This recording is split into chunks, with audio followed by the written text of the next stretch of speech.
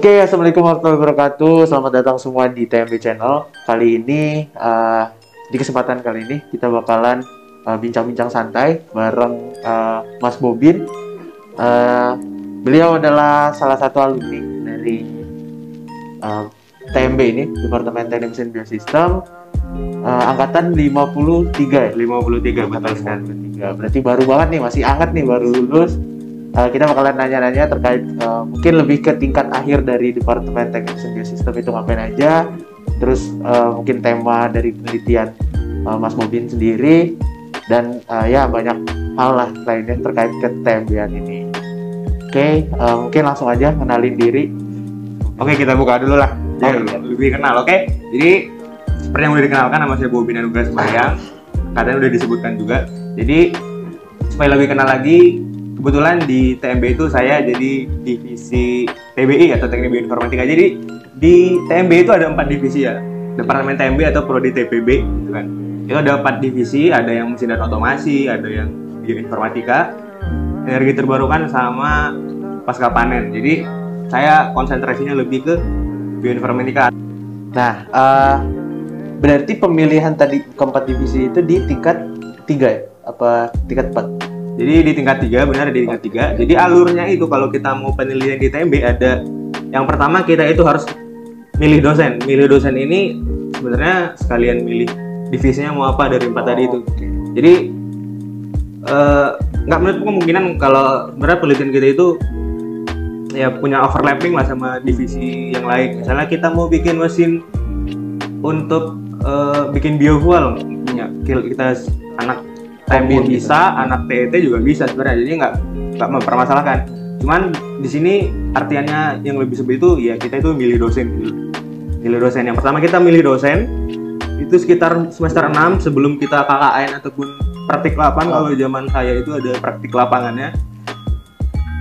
Kita milih dosen, nanti dapat dosennya siapa kita hubungin segala macam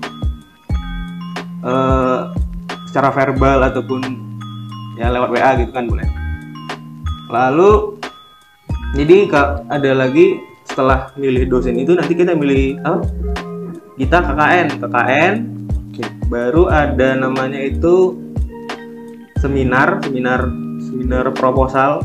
Sebenarnya bisa milih seminar proposal ataupun seminar hasil. Jadi kita di situ istilahnya ceritalah apa yang mau kita kerjakan, apa yang udah kita lakukan gitu loh. Bisa hasil, bisa proposal. Tapi rata-rata TMB pasti pilihnya proposal. Oke. Karena nggak mungkin kan semester 7 tiba-tiba udah dapat data gitu kan, susah juga. Jadi makanya rata-rata seminar proposal. Terus setelah seminar nanti kita boleh ngambil skripsi. Skripsi ini bisa diambil atau tugas akhir ini bisa diambil kalau udah punya minimalnya 108 SKS. 108 atau berapa sih? Silahkan dicek di bawah gitu ya. Ataupun nanti ada tulisannya. Ada tulisan.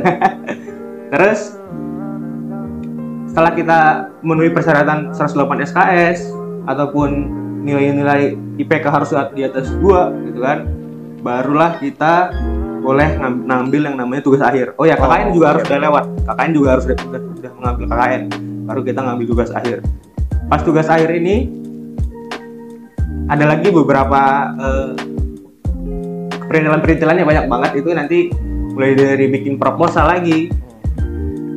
Tadi kan udah seminar proposal, jadi proposal ini harus di ACC gitu, di ACC lagi. Jadi ada namanya dosen verifikator yang nanti bakal menelah ini kira-kira kalau skripsi ini nanti kalau di TMB kira-kira mencukupi nggak ya sebagai asarjana gitu kan, kita sebagai sarjana teknik itu udah memenuhi nggak?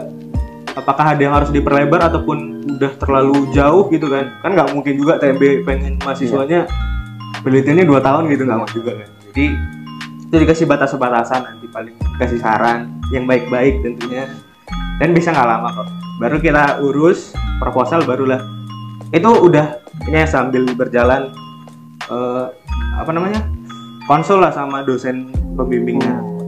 Berarti alurnya emang ini ada pertanyaan juga nih terkait tadi dosen pembimbing. Ya. Dosen pembimbing itu berarti pemilihannya berbarengan atau sebelum atau sesudah dari pemilihan divisi itu?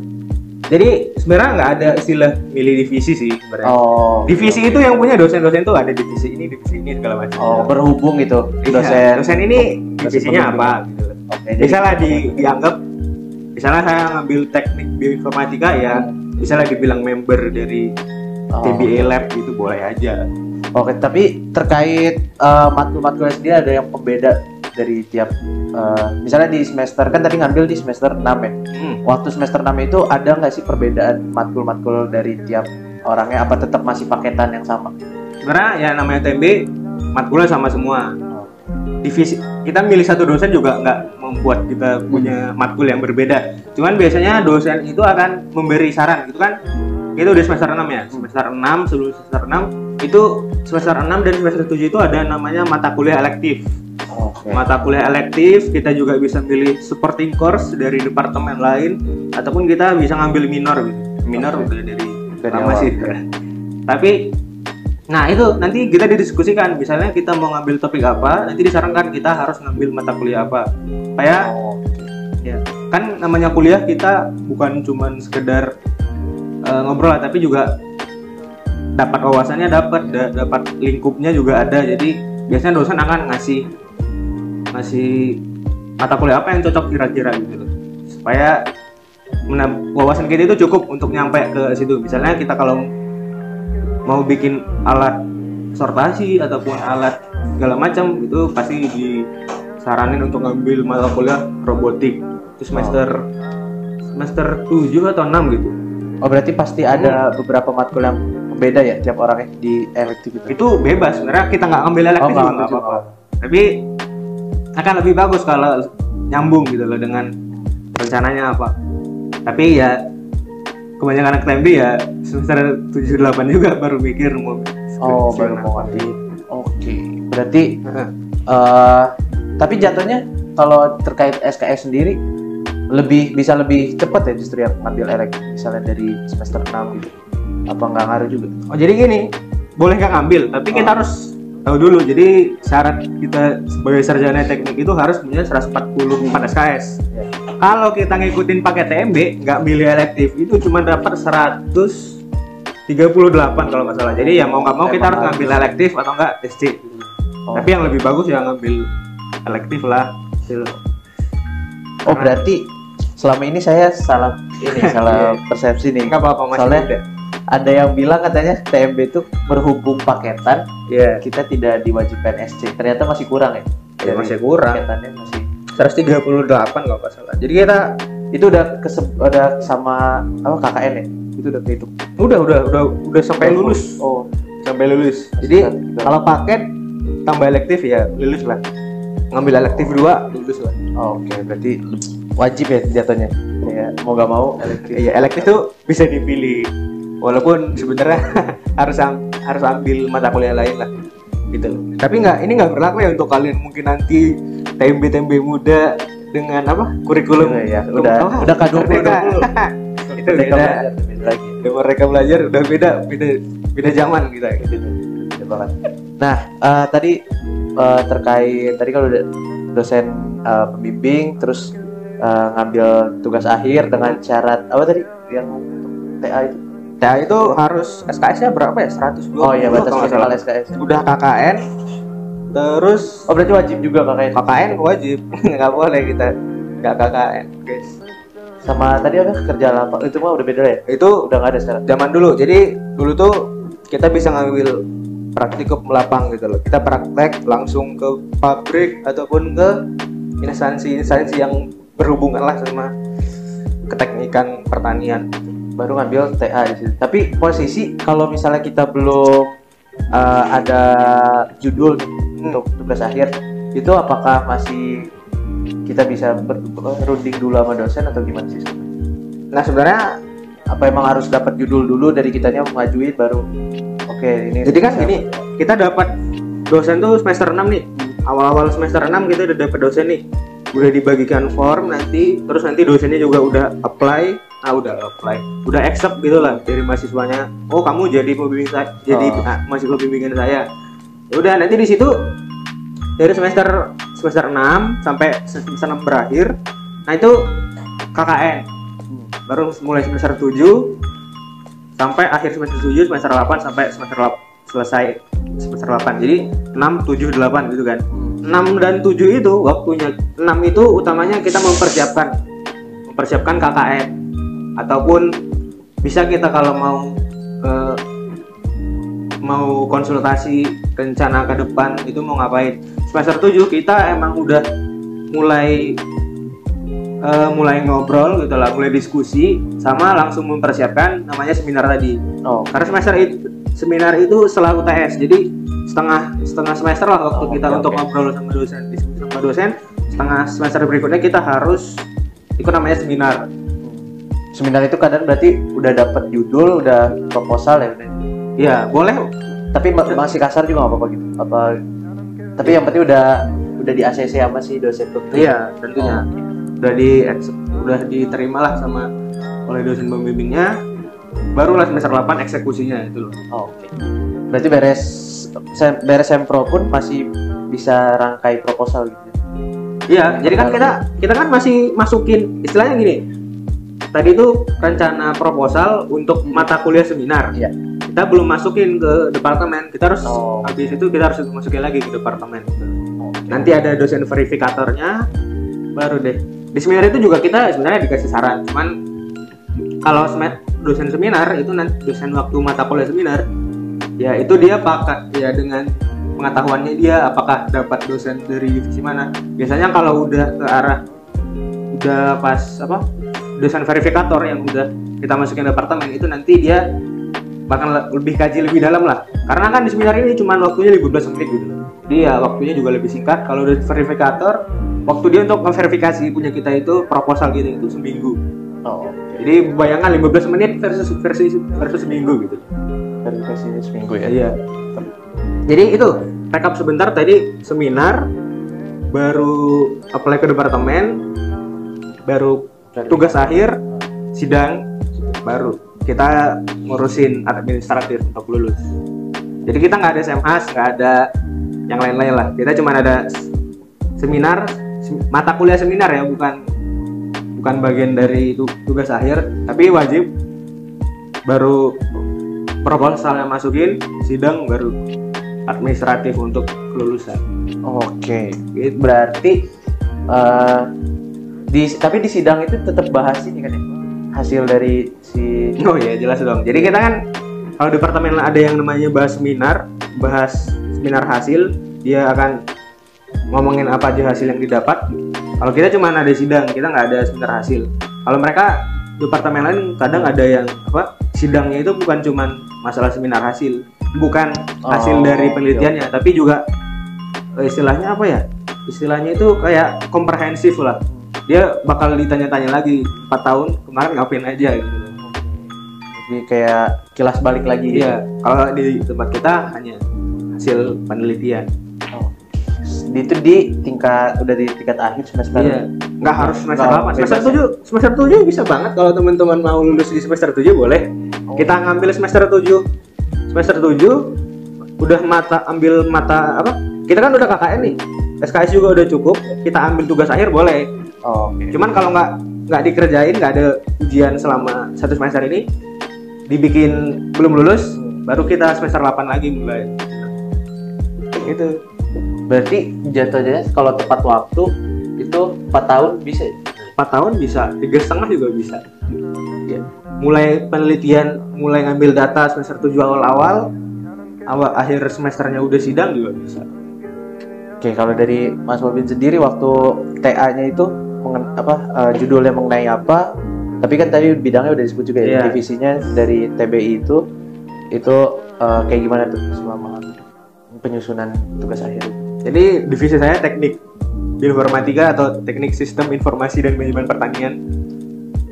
Teknik sistem dan informasi pertanian. Jadi mandatnya silakan dibaca ya, karena saya juga nggak hafal gitu. Jadi TBI ini lebih khusus untuk ada beberapa mandat untuk mahasiswanya itu berkompetensi untuk melakukan sistem pakar, ada salah satu sistem pakar, ada juga mengembangkan sistem informasi geografis ataupun remote sensing yang lagi lumayan populer karena menggunakan alat yang canggih lah bisa dibilang. Ada satelit, ada drone, ada juga pakai sensor-sensor instrumentasi segala macam. Nah, ini ada beberapa gitu lah. Ataupun ada sistem dan manajemen itu juga ada. Jadi khusus untuk saya judulnya itu Sistem Informasi Geografis, Sistem Informasi Geografis, Unmanned Aerial Vehicle. Kan sistem informasi geografis nih. Sistem kan membahas suatu ruang lingkup atau sistem itu semua komponen-komponen yang berusaha untuk melakukan suatu tujuan tertentu. Tujuannya apa? Mengolah informasi, sistem informasi. Sistem informasi apa yang dibahas itu geografis, yang punya data spasial ataupun keruangan gitu. Sistem informasi geografis, oke. Unmanned Aerial Vehicle. Unmanned Aerial Vehicle ini nama keren dari drone gitu. Jadi kalau dipeliti di lingkup sains bilangnya UAV. Kalau drone itu lebih ke pasar sebenarnya. UAV, Unmanned Aerial Vehicle, ataupun kendaraan udara tanpa awak gitu lah. Tanpa orang, tanpa manusia gitu. Dalam informasi UAV tadi untuk pengelolaan lahan pertanian, pengelolaannya atau manajemen, bukan bagian pengolahan. Kita UAV-nya nggak dipakai buat sawit jadikan CPO, enggak. Jadi cuma untuk mengelola lahan pertanian aja, berbasis web. Jadi basisnya itu web, yang digunakan itu platformnya yang dipakai web. Citra tadi yang mempunyai data-data spasial atau data keruangan itu mempunyai data atribut, data spasial. Itu yang dipakai nanti data-data yang digunakan untuk mengelola lahan pertanian supaya lebih ketertelusurannya ada, traceability-nya ada. Itu dari judulnya seperti itu. Tapi bidangnya spesifik gak kayak ke kebun apa atau penerapannya kayak misalnya di kelapa sawit atau di itu enggak juga ya? Ini khusus pada riset saya itu untuk semua lahan pertanian gitu. Jadi nggak harus di sawit aja. Oke. Tapi itu ntar outputnya berarti cuma data kasar gitu, data dari geografisnya tadi. Iya, data mapping dari data UAV kan. Ini citra UAV itu kan sebenarnya kita bisa melakukan inspeksi yang lebih cepat gitu daripada kita ngeliat satu-satu. Dari atas kita bisa dapatkan informasi yang lebih luas, lebih cepat, lebih akurat juga, karena kan ngelihatnya dari atas. Beberapa mungkin pohon-pohon sawit misalkan. Kemarin kebetulan objeknya juga ada di lahan kebun sawit. Kalau kita dari bawah kan nggak kelihatan tuh di atasnya ada apa aja. Itu juga lumayan membantu. Kita bisa memantaukan area di situ, jalannya kemana aja. Jadi transport juga bisa lebih kelihatan gitu loh kan. Jadi bukan cuman untuk, jadi kebetulan di seorang petani dia juga bisa istilahnya apa ya, kalau bisa bekerja sama dengan orang, misalnya dengan satu pabrik, dia bisa memberitahu apa kelebihan dari lahannya ini. Jadi alurnya, ataupun nanti ada sumber air di sekitar situ. Terus kita juga bisa melakukan istilahnya overlay lah. Kita bisa lihat peta pakai satelit. Iya. Nanti kita tempel, jadi kita tahu sekitar situ ada apa aja gitu. Oke. Berarti lebih ke ini ya, bisa ke perencanaan, bisa pengelolaan juga. Pengelolaan ya. Tujuan utamanya ya pengelolaan. Jadi kita bisa simpan citra baru, ngambil citra yang baru, terus mengganti informasi yang ada. Jadi tujuan utamanya ya pengelolaan atau manajemen lah, nggak bisa. Itu displaynya ada aplikasi khusus atau gimana? Basisnya web. Jadi platform yang dipakai web, pakai bahasa, kalau di web itu ada namanya front end atau tampilan, yang bahas tentang tampilan, ada PHP, HTML, CSS, JavaScript. Jadi di JavaScript ini yang kita kalau HTML kan cuma tulisan-tulisan doang. Terus kalau CSS untuk mempercantik, kita bisa pakai header warna-warni gitu kan. Terus kita bisa bikin font dari HTML itu macam-macam gitu kan. Terus JavaScript ini yang membuat lebih kelihatan cerdas lah. Kalau CSS tadi itu kan tampilan. CSS itu bajunya gitu bilang ya. Kalau JavaScript itu supaya lebih pintar gitu. Jadi kita bisa masukin peta gitu kan, pakai si JavaScript ini. Kebetulan yang saya pakai itu library JavaScript namanya Leaflet.js, itu open source gratis, jadi kita nggak perlu biaya tambahan tentunya untuk pakai si library tadi. dari Itu tampilan langsung Gmaps-nya gitu atau kayak modelan? Iya, mirip Gmaps lah, langsung muncul. Iya. Itu dari pemetaan hasil drone-nya. Kalau yang Leaflet itu dia punya sendiri, punya atribut, punya apa ya? Punya kekayaan sendiri, apa ya istilahnya? Kekayaan apa ya? Komponen gitu dalam emang ada. Dia udah punya inputan sendiri. Iya. Kayak jalan-jalan dia udah tahu jalan-jalan mana aja. Kita bisa coding juga kalau misalnya kita nanti mau mengembangkan transportasi dari sini ke sana, jaraknya berapa, dari situ bisa. Kalau kita titik doang kan, itu kan cuma perpindahan. Kalau jarak berapa sih bensin habis, kalau berapa kilometer, nah itu kita bisa pakai sebenarnya, bisa kita explore. Berarti tadi tampilannya ada di situ, di webnya itu ada apa? Ada peta, ada tabel informasi-informasi yang udah ada dari nanti petani yang lihat ataupun yang input, itu bisa gitu. Ada peta, terus tabel, ada diagram, beberapa cara untuk visualisasi data gitu lah. Ada diagram juga. Berarti kepakai banget di semua lininya ya di bagian bidang itu, pertanian. Memang pasti perlu pengembangan sepertinya. Iya. Masih apa ya, bisa dibilang masih prototip lah, bisa dikembangkan banget. Jadi kalau teman-teman tertarik, join DS Lab ya Pak. Kalau teman-teman mau mengembangkan web ini ataupun yang kira-kira bisa dipakai, ya join lah TBI. Promosi terselubung ya. Oke, tadi itu panjang banget ya pengalaman dari Mas Bobin ya untuk tingkat akhir dari TMB-nya, kehidupan di TMB-nya. Menarik banget bisa sampai berarti udah sarjana. Oh iya, Bobin Anuras Bayang ST. Udah official nih tapi itu official dong. Udah SKL udah ada wisuda Januari. Berarti tapi bentukannya belum tahu ya, wisuda offline apa online? Online. Oh, tetap online. Daripada nunda lagi ya. Soalnya kan ijazah tuh dapat setelah wisuda. Oh iya. Ijazah. Tapi enggak. SKL udah cukup sih kalau kelamar gitu. Oke. Ya tadi itu untuk yang penasaran sama kehidupan TMB ya di tingkat akhir itu kayak gimana. Tadi jelas banget dari batas minimal SKS buat ngambil tugas akhir, terus juga progres tugas akhir itu kayak gimana, sampai ke pengalaman menuju sidangnya gitu dari tugas akhirnya itu. Mantap banget ya, semoga episode kali ini bisa bermanfaat buat teman-teman pendengar semua, dan mohon maaf bila masih banyak kekurangan dan kesalahan di episode kali ini.